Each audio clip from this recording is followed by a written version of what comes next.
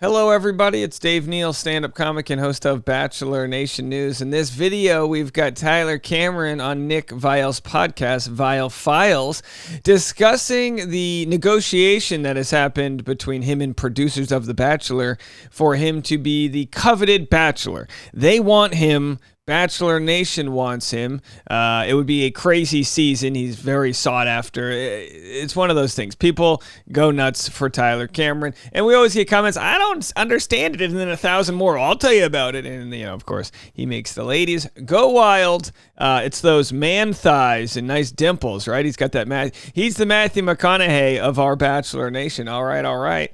Well, he discussed how crazy his demands were. And they are relatively crazy, but that's the negotiating power he has by not needing the cash or needing the fame. He's got that all. Why does he need to go on the show? Well, if the money's right, I guess we'll get that answer.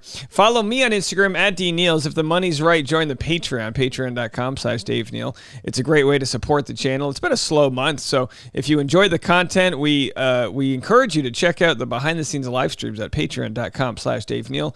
And every afternoon, the hit podcast Bachelor Rush Hour, all of your entertainment news in one place. So before we get to what Tyler Cameron said, and by the way, we're also going to share what Michael A. said with Jason Tartick regarding how much he was paid to be on Bachelor in Paradise. But before we get to that, we've got Tyler Cameron and Nick Viall interviewed on the red carpet for Special Forces Season 2. Here's what they and other members of Special Forces had to say about their experience on Season 2, which premieres very shortly. So you, Nick, and JoJo have gotten really close throughout this experience. What's your group chat name? JoJo's.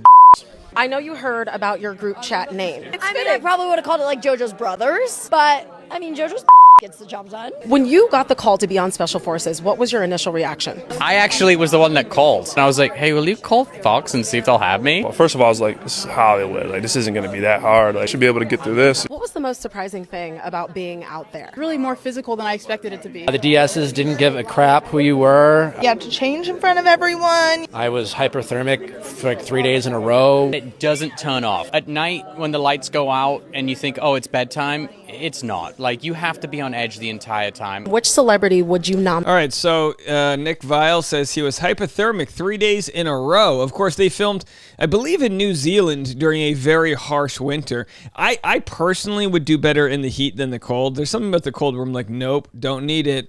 And we'll have to see how they did. Of course, I spoke with Tom Sandoval. I saw him after one of my stand-up shows, and I asked him, I said, oh, you know what? I won't tell you. I'll tell the Patreon what he said. If you guys really want to know, patreon.com/Dave Neal. I don't want to spoil it for you, but I do have some results, as it were, for that season. Okay, let's get into it. Here is Nick's pregnant fiance giving Tyler Cameron the look down right there. Let's go to the 35-37 mark here. We'll pick it up at the beginning, and we'll get Tyler's negotiating power with regards to going on The Bachelor. Have a listen.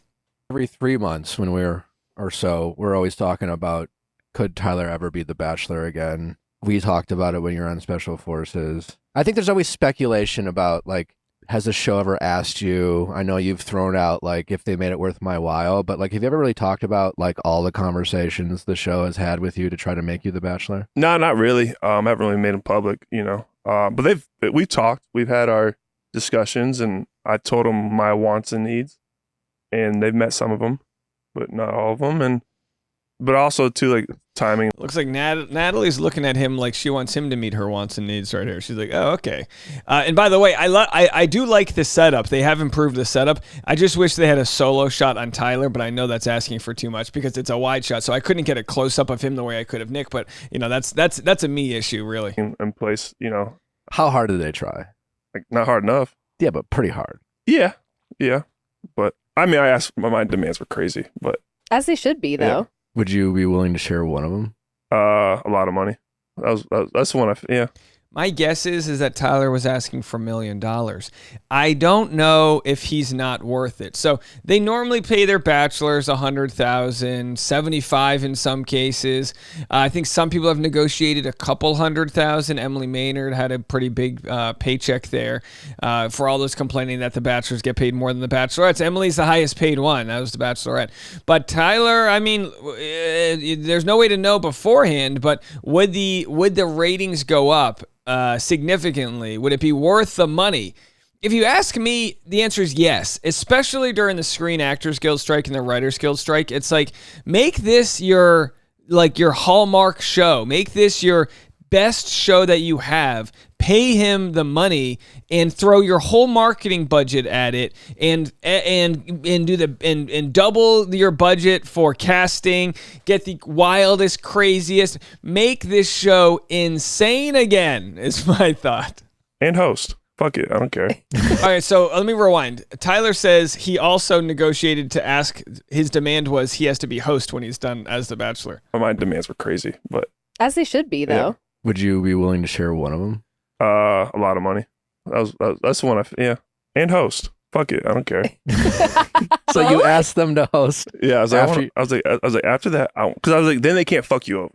That's You know, true. And we know Nick obviously was vying to be the host, and rightfully so. I mean, he hosts a popular podcast regarding The Bachelor. Why wouldn't he want to also become the Bachelor host? You know, we remember Nick was critical of Jesse Palmer, like, what does this guy know, other than calling plays as a commentator? And of course, Jesse Palmer has responded by showing how good of a host he actually is. In my estimation, not that it can be quantified, double as good as Chris Harrison. I mean, Jesse Palmer is such a good host of this show, period. Leave a comment if you disagree. I mean, Yeah. can't give you a bad I attitude. thought you said and hose. And I was like, period. What kind of season we making here? It sounds like a real flavor of love. Okay, You know what I Was mean? this before or after Chris Harrison? This is after. So you're trying to steal Jesse's job, You know, he's a quarterback. He understands guys coming for your job. right? You know, Great question by Nick to ask, like, when are we talking here? Because, it's like, look, there shouldn't be some sort of coveted thing where you can't try to take someone else's job. I mean, I don't know. It's like dog eat dog world, right? but might as well take a shot in the dark. You know, Yeah, you might as well. Now, my personal belief is Tyler Cameron would be a terrible host. I truly mean that. I think he's a very unique person. I think he's earned everything he's got post-show. He's a beautiful man. He's very hardworking.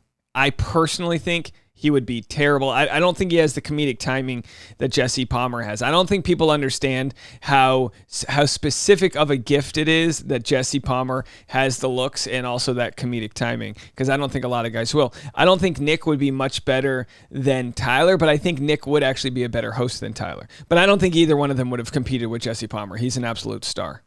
I'm the kind of person, I don't like to half-ass shit. I don't like to be calculated. I just do and I just go. And so, like, if I'm going to do that show, I want to just do it and go and give myself 100%. And right now, I don't think I'm at that place. I would want to have everything towards it and give Do you my feel like all. you're in a place to settle down? Yeah, I think the switch is Aw. flipping. It's flipping. From Yeah. party boy. Yeah, And look, he's 30 years old. He's got a net worth of $5 million or so. If he doesn't have a girlfriend within the next 3 years, I would be shocked if he doesn't become the Bachelor. My guess is once his career plateaus, once it gets to a point where he's kind of like not seeing the Instagram numbers, when his followers have dipped, he's not getting the money, boom, that's when you do it. You go on these types of shows right after the plateau, not on the way up. Because why would you want to go on the way up when there might be feature films or other bigger jobs, which I don't think is going to happen for him. I think he's missing the boat on like the actual acting. And it's like, look, we know that's very hard to accomplish after being in reality TV. and my buddy always told me, like, there's gonna be a time where that switch flips, and I think it's just come with because I've just putting so much on my plate and I have so much more responsibility now that I can't afford to be the reckless. Because I was a wild kid. Everyone's like, you're a party boy. Yeah, I've been a party boy since I was 17 years old. Once I had my first touch of alcohol. Ooh, And it's been a minute. it's been on and popping, I personally really like Natalie here. I think she adds a lot. I know because she's Nick's bride to be, some people don't like her. I truly think that she is a really big add. Maybe not for every interview, but she provides this feminine energy that you're not otherwise going to get in this interview. I don't know where the producers are, but kudos to her. She's doing good. And so I think now I've put so much on my plate. I don't even want to drink. I don't want to go out anymore. I just want to work and grind. And dug myself in a pretty deep hole, and now I want to get out of it and learn and grow and figure. Well, Tyler, the ladies want to work and grind too, just in a way that is in your proximity. All right, so there's your Tyler, what he had to say regarding The Bachelor. And now we have Michael A. on Jason Tartick's Trading Secrets podcast. Here's what he had to say about becoming what I believe to be the highest paid Bachelor in Paradise contestant of all time. Without it, did you negotiate your contract? Did you get paid well? know I did. You negotiated. You know I negotiated. Did you negotiate a everything. guarantee or a per diem? Oh, I did guarantee. Guarantee. Will you tell me what the guarantee was? Yeah, it was 35. Okay. Nice. So Michael negotiated for $35,000, which isn't a lot of money, but it's really only for a 2-week shoot. But also, this guarantees if he goes home on night 1, he gets paid. And nobody else, I'm sure nobody else had this type of guarantee. Maybe that Michael's talking about it now, they'll be better negotiating. But this is fantastic. And it obviously, look, I'm not saying Michael was behind any concerted effort to prolong his time on the show. I don't believe that whatsoever. But if I'm a Bachelor producer and I just signed off on $35,000, I'm going to make sure Michael makes it far enough that we get our money's worth. Nice. Yeah. That's pretty damn good. Yeah. So you knew day 1 or day 2, you leave, you're still going to walk away with that. Yeah. And, it wasn't necessarily about the money, but it's and this is what people don't.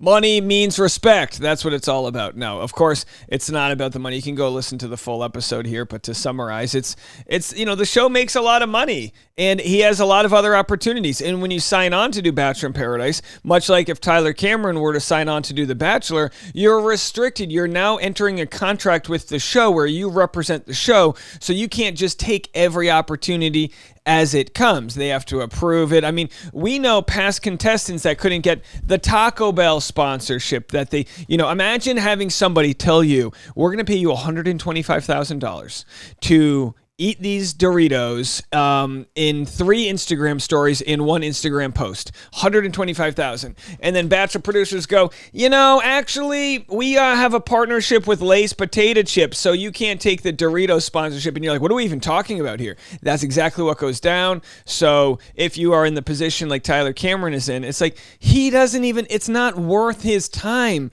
to spend 3 months doing something else for $125,000. He can make that while sitting on the shitter watching clips of Tom Brady winning Super Bowls 7.